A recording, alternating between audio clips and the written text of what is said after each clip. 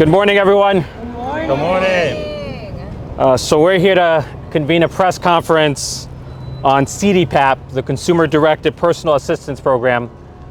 I'll provide some background on the program before going into the purpose of the presser. So CDPAP is a Medicaid program that provides self-directed home care to the elderly and the disabled here in New York State. If you are a Medicaid beneficiary, you can receive home care from one of two sources, either from a home care agency, which will assign you a home care worker, or from CDPAP, which empowers you to choose a loved one as your caregiver. It empowers you to receive care from a caregiver of your choice in the comfort of your own home.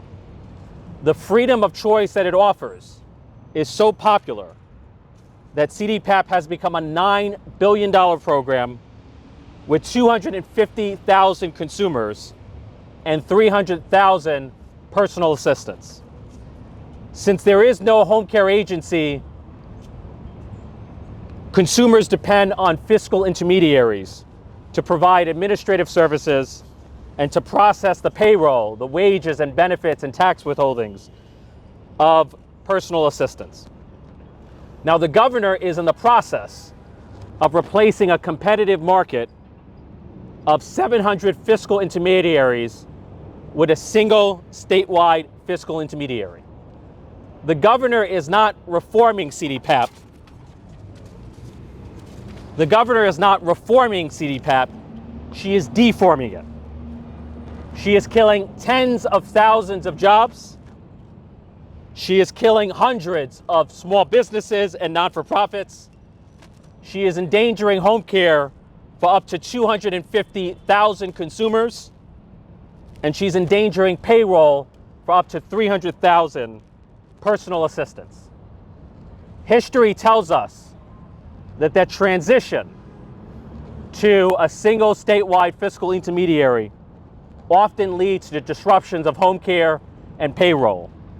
In Pennsylvania, we saw the transition to a single FI lead to payroll delays for 20,000 home care workers who went unpaid in early 2013. And so the governor is effectively creating a state-sanctioned monopoly for CDPAP. And she assures us that the state-sanctioned monopoly will lead to cost savings for taxpayers. But the nature of a monopoly is not to cut costs or to contain costs. The nature of a monopoly is to raise prices, because that's what monopolies do. In 2013, the Pennsylvania Auditor General found that the transition to a state-sanctioned monopoly did not deliver the cost savings that were promised. And so if you believe creating a state-sanctioned monopoly for CDPAP will generate cost savings for taxpayers, then I have the Bronx River and the Brooklyn Bridge and the Buffalo Bills to sell you. The governor is selling the people of New York a bills of goods, and the consumers here, none of them are buying what she's selling. There is something rotten in the state of New York under the management of Kathy Hochul. A whistleblower has emerged to accuse the Hochul administration of corrupting contracting for a $9 billion home care program.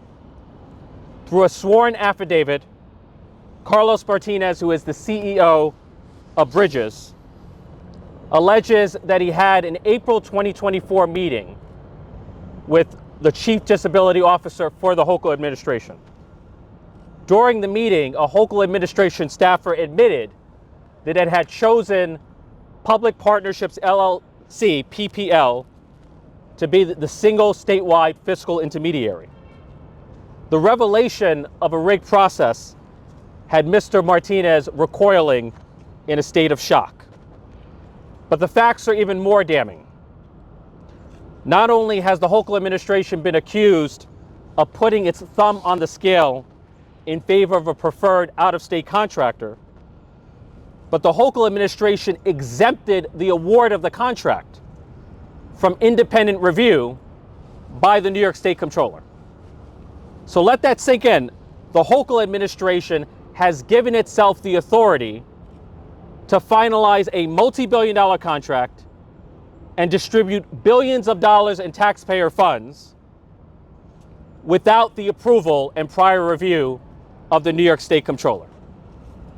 Blocking the Comptroller from reviewing a contract that implicates billions of dollars of your taxpayer funds, as the Hochul administration has done, is evidence of a broken system. The system might be working for Governor Hochul. It might be working for special interest, but it's not working for the people of New York. It is not working for the 250,000 consumers, including the ones here. It is not working for the 300,000 personal assistants. Why on earth would anyone block the Comptroller from reviewing a multi-billion-dollar contract unless you had something to hide? And if the governor has nothing to hide, then she should release all communications between PPL and the Hochul administration. If the governor insists that the bidding process was genuinely competitive, then she should release every single one of those bids and disclose the process by which each of those bids was evaluated. But I, for one, do not trust that the Hochul administration is going to be accountable and transparent to the public. And that's why I am calling upon the Medicaid Inspector General to conduct an independent investigation into the Hochul administration's handling of a contract for a $9 billion home care program. An independent investigation from the IG is the only hope for bringing transparency and accountability to a process that has neither, but desperately needs both. And I'll end on this note. The governor's attempt to concentrate a $9 billion program in the hands of a single out-of-state monopoly will depersonalize home care in New York State. It will cause the consumers here to be buried beneath bureaucracy. It will cause them to become nothing more than statistics, than data points on a spreadsheet. And if you doubt the words I speak, don't take my word for it. Don't take Governor Hochul's word for it. Speak directly to the consumers. There is no one who knows the home care needs better than the consumers themselves. New York State government should be on the side of the people. It should be on the side of the consumer. And so without further ado, I want to introduce one of those consumers who is one of the leading advocates for the disabled, for recipients of home care, my friend Jose. Congressman. Thank you. So the governor has always said that she wants to reform the program and it's going to make it better for people with disabilities. But she's not thinking about people with disabilities. She's thinking about her own interest. By choosing PPL, she is putting the lives of people with disabilities at risk of going into nursing facilities. I have a relationship with my fiscal intermediary. It's not far from where we stand right now. I can go there and ask questions, but this Georgia-based company does not care. They're going to cut wages and shrink the program. That's what they're here to do. People like Elizabeth, Robert, and people who are using the program are afraid right now and afraid of the governor's plan. We're going to go without home care and we're going to end up in nursing facilities. And that's not what we want. We want to live our lives free in the community, amongst our friends and family. And in my case, my child. You know, I have a 10-month-old at home and I fear that PPL is going to make it harder for me to spend time with him. I have had a year to think about this, and as the date approaches, it gets harder and harder to process why the governor wants to change a program that has saved so many lives. And I just can't understand why. I don't understand what she has interested in this. You know, what has PPL offered her I know people with disabilities are usually the last ones to get informed and the first ones that it's easy to cut our costs, but I'm not, I'm Jose. I shouldn't be a number. I should be a person first. And PPL isn't gonna care. And with that, you know, it is a scary thought. The governor should not be playing with our lives. 250,000 consumers out there wanting to just live their lives in peace, in comfort, and get their care by the people that they want to care for them, not the people who are just sent to their homes. So I asked the Inspector General, I thank you for opening this investigation. Let's get this process open and transparent so that people with disabilities can live their lives.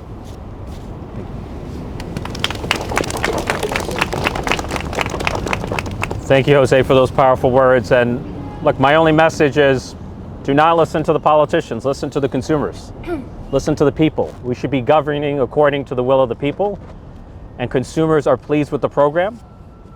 We all agree that every program needs reform. The question is how to best reform it. But we should not be dismantling the community ties and the personal relationships that have made the program work for 250,000 consumers, the most vulnerable New Yorkers. Right? These are New Yorkers who depend on CDPAP not only for their comfort, but for their survival. Like the disruption of home care service is a matter of life and death for the elderly and the disabled in New York. And so we're asking the Inspector General to investigate and ensure that there's a fair process going forward. With that said, I'm happy to take whatever questions you have. Hi, it's Native from the New York Post. How are you? Pleasure. Governor Hochul has said you're just siding with her critics who've been cut off from money flow after prosecutors found the $9 billion program was wasteful. Why side with those fiscal intermediaries or brokers? And then I've got another question to follow. Sure. So the Inspector General, Medicaid Inspector General, in 2022, the Medicaid Inspector General did a review about $37 million in contracts and found that 99% of them were accurate. But if there are fiscal intermediaries who are breaking the law, then they should be prosecuted to the fullest extent. So we call on Governor Hochul to name them, to shame them, to punish them, to prosecute them or refer them to prosecution and make an example of them. And keep in mind, we all agree that the program needs reform. The question is, how do you best reform it? Well, at the moment, there's no licensing requirements. Like if the governor were to take common sense policy measures like licensing, basic regulation, supervision, and oversight, that would naturally reduce the number of fiscal intermediaries. That would root out the worst actors. So you can embrace common sense reforms without going to the extreme of creating a state-sanctioned monopoly. And I just had something to follow, and it maybe touches on what you've just said. With this program, the Healthcare Union 1199 was heavily involved in picking contractors. Should they also be investigated as well? No, we're calling for an investigation into the Hochul administration's handling of a $9 billion contract. Again, the accusation did not come from me. It did not even come from the consumers. Carlos Martinez, on a sworn affidavit under the penalty of perjury, has testified that the Hochul administration has corrupted the contract for a $9 billion program.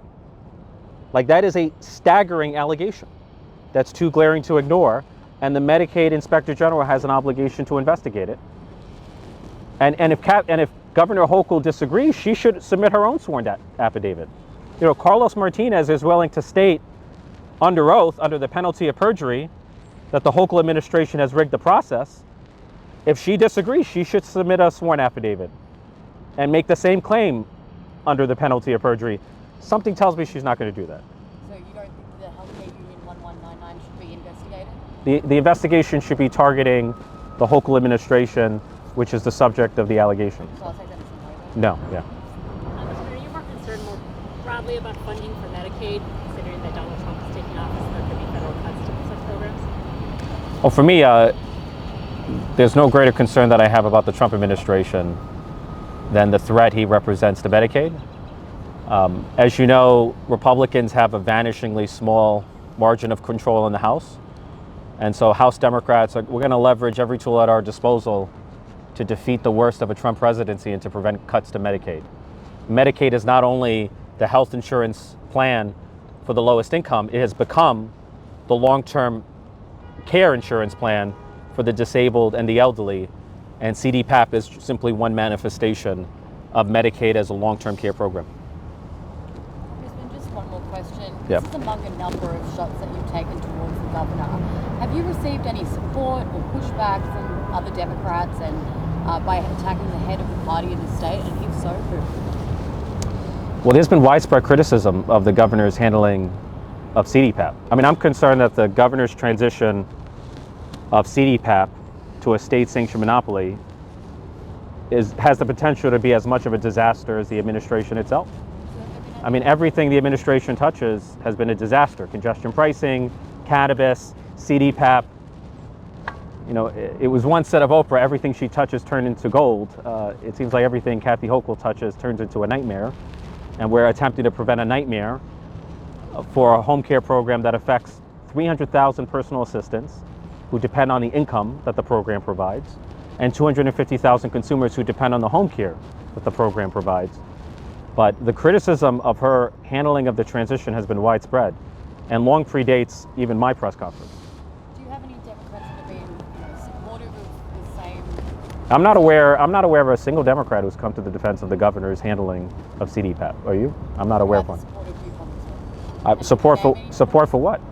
I mean, your criticism of Governor Hochul. I'm not interested in a popularity contest, right? If there is a sworn affidavit accusing the sitting governor of rigging a procurement process for a $9 billion program, I'm going to speak out against it, regardless of whether people approve. I'm not an Albany insider. I'm not a creature of Albany. I'm not here to go along to get along. I'm here to be a teller of hard truths. I'm asking this because Mark Molinaro, your colleague on the other side of the aisle, weighed in agreement with your push. Have you talked to Hochul, considering that you are fellow Democrats, about this behind closed doors? The governor is completely inaccessible. Whenever I've expressed concerns, whether it's on an issue of public safety, the mayor will reach out and we'll have a constructive conversation and come to some understanding. You know, the governor, avoids people who are remotely critical. So that's been her modus operandi. I feel like you should be willing to accept constructive criticism. But again, what matters is not what I think. What matters are what the consumers think. Like, the consumers are depending on CDPAP for their survival and security, and we should be accommodating their needs. For months, we reached out to her and she avoided us. We reached out to her multiple times and asked her, don't do this, not like this. There's a multitude of ways that she could have reformed the program, but she chose to completely derail it and dismantle it. I hear you. I mean, the governor chose to smuggle in a massive reform of the program, a massive restructuring of the program in the 11th hour during the budgeting process. And not only was she accused of rigging the process in favor of a preferred vendor, but again, she exempted the award of the contract from the state comptroller. Like, in what universe is that remotely responsible? Great. Thank you, everyone.